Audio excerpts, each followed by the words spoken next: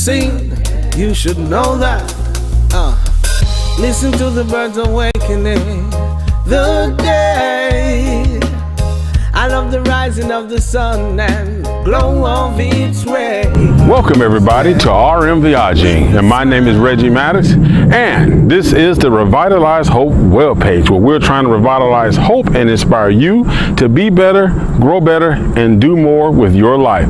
And we want to give you some life lessons, advice of things that's going to help you be the best that you can be. And today, don't forget, if you like these videos, hit the like button, and if you want to be notified when more videos are coming out or getting released, just go ahead and hit the little subscribe box down there and you will be notified. And also, don't forget, leave a comment. If you like, don't like, hey, be respectful to everybody that's in the comment section, and I look forward to hearing you and I will reply back. Now, today, I want to talk to you about people. And I did a video a little while ago about friends and choosing your friends, but today I kind of want to cover people you meet when you go to a job. Now, everybody knows when you start a new job, you're the new person, you don't really know anybody. You know, everybody's kind of trying to feel you out. You're still trying to kind of feel everybody else out. But your main purpose for going to work is to work. You expecting to get a paycheck at the end of the week, and the company is expecting you to fulfill your obligation to complete any service that you've been hired to perform while on the job. So, but when it comes to jobs, there is always the fact that relationships are going to develop. Friendships, associates, co-workers. Me personally, people who I work with are co-workers, and that's not a bad thing. Some people really do see it as being a negative thing because I say, hey, we're co-workers and we're not friends.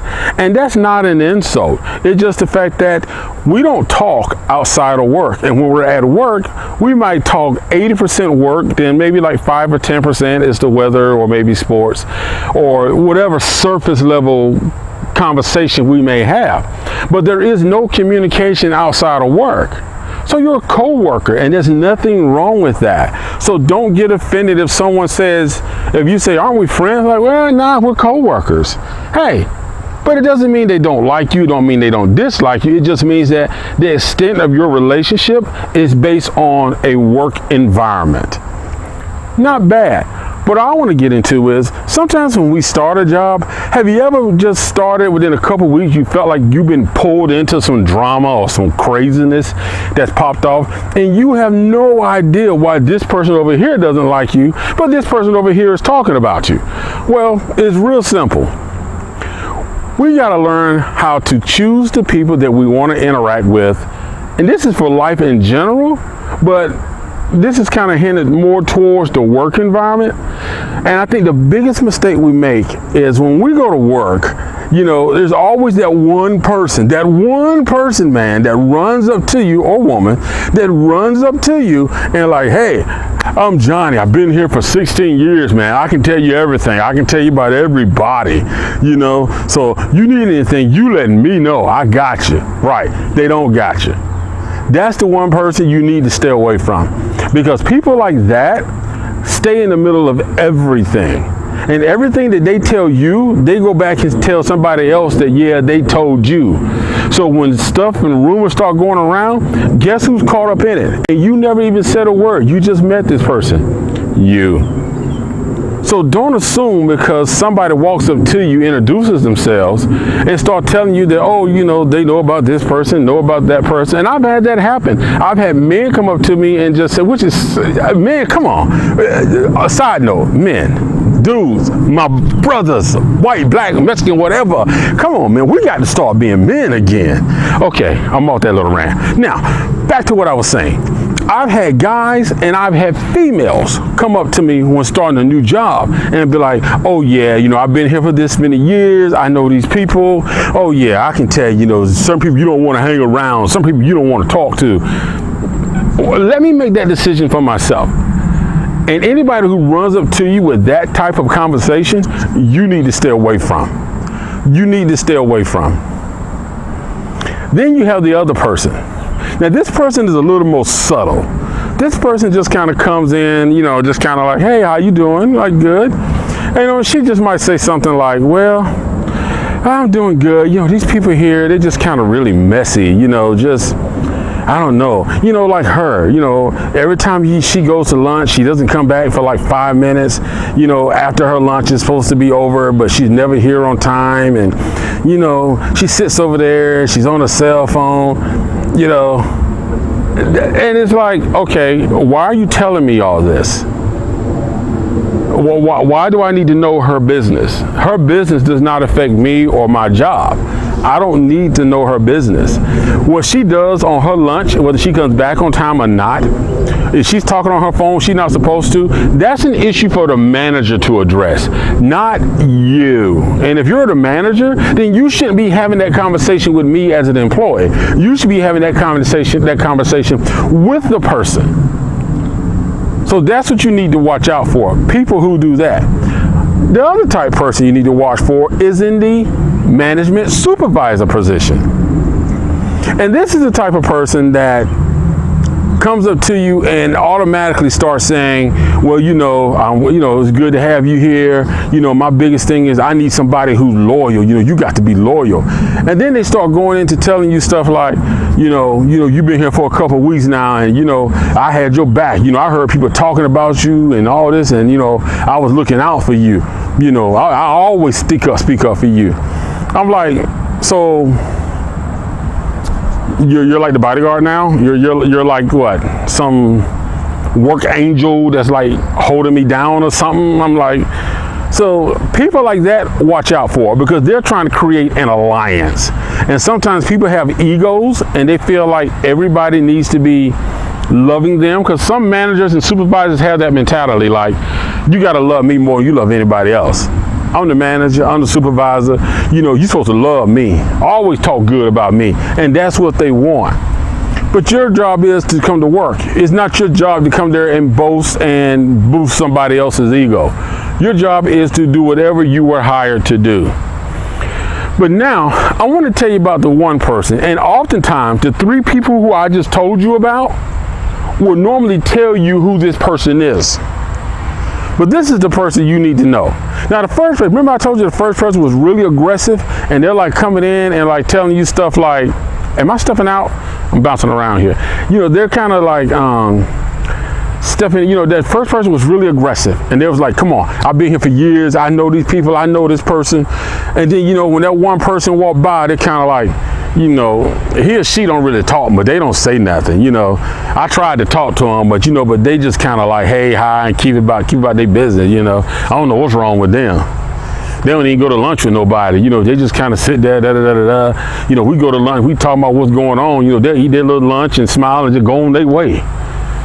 And then the next person, I told you the second person was a little more subtle. Now, when she comes in, she's kind of like, he or she'll be like, yeah, I don't know much about him.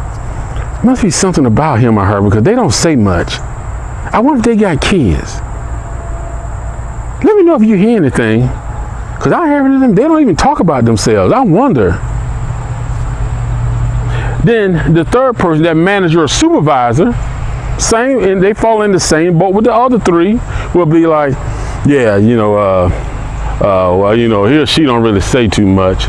So I don't know what's going on with that. I don't know. That's just kind of weird. They just kind of keep to themselves. I don't know if they're a team player or not.